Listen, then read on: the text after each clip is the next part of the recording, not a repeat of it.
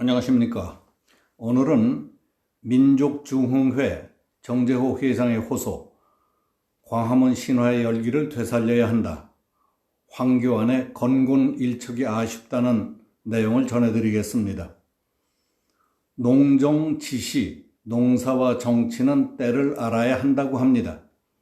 정치는 타이밍의 예술이라는 말도 같은 뜻이라고 생각합니다. 온 나라 구석구석을 숨막히는 공포의 도가니로 몰아넣은 중국발 신종 코로나19 창궐 사태도 그렇다고 생각합니다.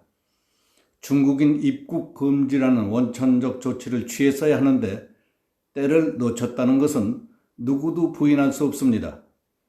문재인 대통령의 중국 눈치 살피기가 빚은 허물은 두고 뜨거운 구설수를 벗어나기 힘들 것입니다.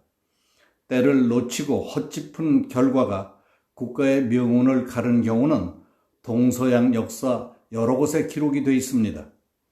좌파 정권의 무능, 위선, 독선으로 망가지고 있는 나라를 바로잡기 위한 자유우파의 결속을 호소한 박근혜 전 대통령의 3월 4일 옥중 서신의 파장이 매우 컸습니다.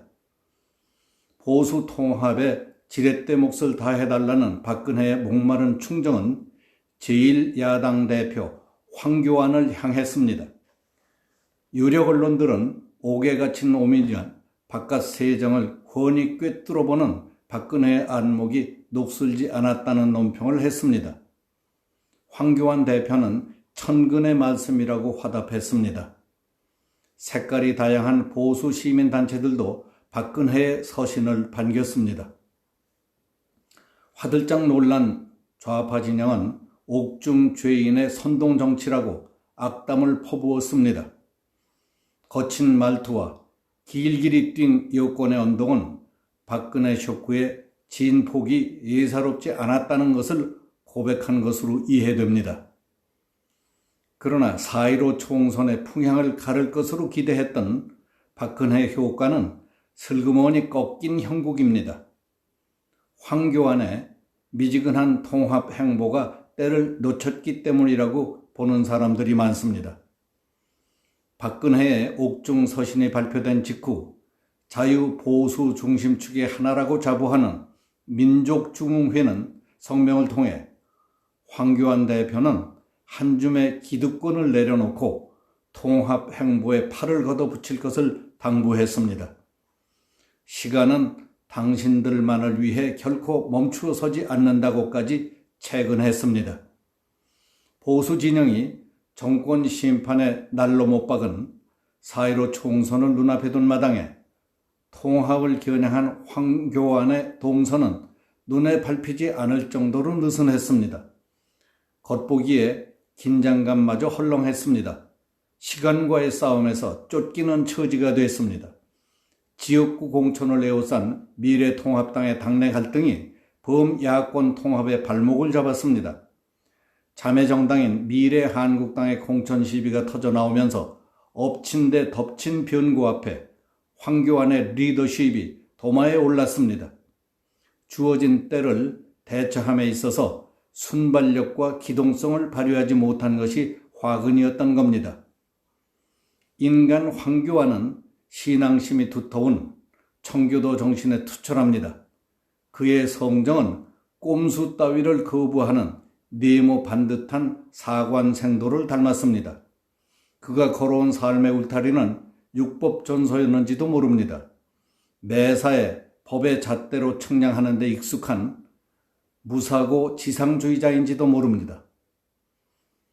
아스팔트의 야성이 부실하기 때문에 사고의 신축성이 좁다는 식으로 말하기 좋아하는 사람들이 여기저기서 한마디씩 하기도 했습니다. 말썽에 시달린 지역구 공천관리위원회에 촛불혁명 완성을 위한 개헌연대에 이름을 올렸던 인사를 영합한 것도 황 대표가 자처했던 어설픈 상상력의 한 단면이 아닐 수 없습니다. 좌파 기생충의 침투를 미리 살피지 못한 과오는 가볍지 않습니다.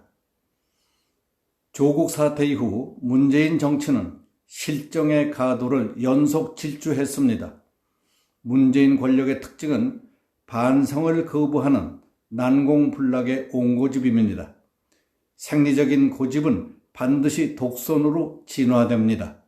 문재인 특유의 객기가 함유되면 영락없는 독재로 이어집니다.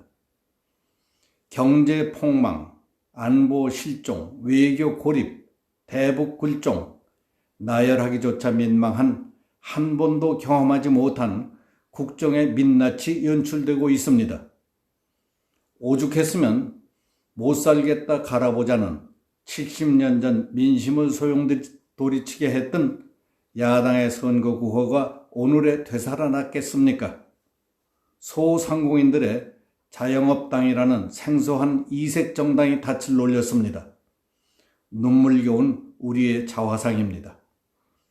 총선 D-26 황 대표는 취할 것과 버릴 것을 확연히 갈라세우는 집중과 선택의 모든 것을 걸어야 할 때입니다. 박근혜의 3월 4일 옥중 메시지의 참뜻을 다시 한번 깊이 되새겨 봐야 합니다. 세상을 놀라게 한 인산인해를 이루게 만든 괴력의 사나이 전광훈 목사의 광화문 신화, 그 열기를 끌어안아야 합니다. 선거법에 묶여 옥고를 치르고 있는 전 목사를 찾아가 악수를 청해야 합니다. 두 사람이 큰 뜻을 다잡는 공동성명도 고민할 만하다고 생각합니다. 중간에 다리를 놓지 말고 양자가 단판해서 성사시키는 것이 좋습니다. 궂은 비바람을 뚫고 하루같이 태극기를 휘날린 서울역전의 함성을 값지게 수용해야 합니다. 큰 가슴을 펼쳐 보여야 합니다. 국민과 함께하는 감동이야말로 승리를 담보하는 출발점이 될 것입니다. 기왕의 때늦은 통합에 에너지를 낭비할 필요는 없습니다. 시간에 쫓겨 허술하게 맺은 동맹은 깨지기 십상입니다.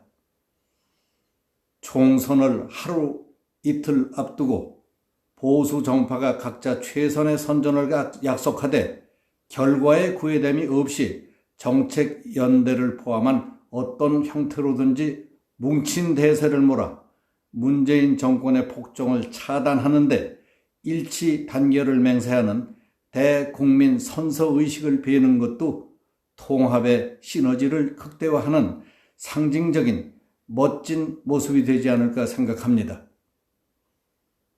이것은 전적인 가설입니다. 만약 종로에서 실패하는 한이 있더라도 4.15를 승리로 장식하는 날 황교안, 당신은 보다 환한 얼굴로 샴페인을 터뜨릴 수 있을 겁니다.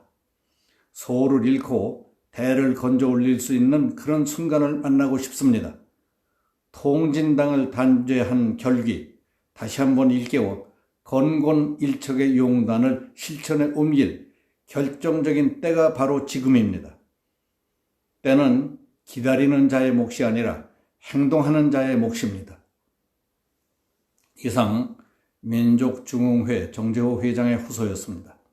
오늘 여기서 마치겠습니다. 감사합니다.